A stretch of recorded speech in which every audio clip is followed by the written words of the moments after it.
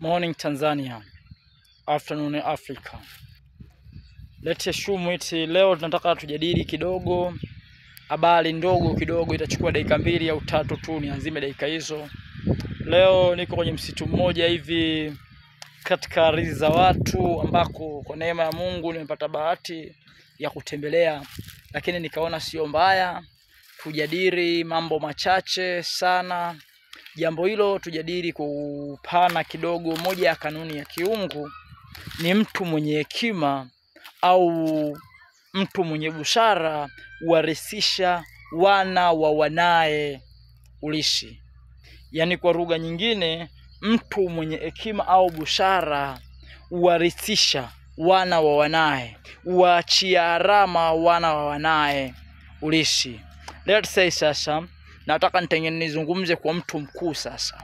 Mtu mkuu. Na ninaendelea kila siku na neno langu lile lile. Kwa mimi nipo kwa ajili ya kizazi hiki. Uzinzi kama kitu cha kawaida, vipi unaweza ukarithisha mtoto wako?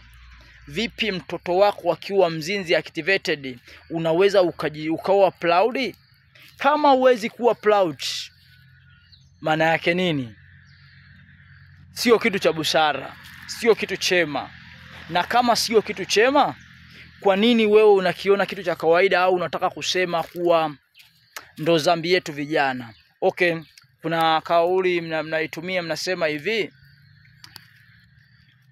kwamba adhaniaye kuwa amesimama ashike sana ulichonacho asianguke.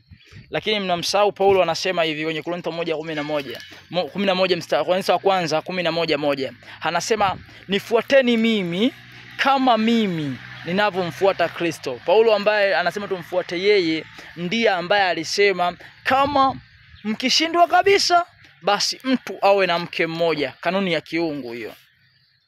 Kumbe kwa namna yoyote ile uzinzi haujawa. Lakini ukienda Paulo mwenyewe anasema hivi, uasherati na uchafu wa aina yoyote ustajwe kwenu. Huyo ndo Paulo ambaye nyinyi mnasema, ndo ambaye mnatumia lugha ile, mnasema ajidhaniaye kuwa amesimama ashike sana alichonacho asianguke. Sasa nataka nikuonyeshe kuwa Paulo huyu anasema pia kuwa nyinyi ni hekalu la Mungu, azinie na kahaba.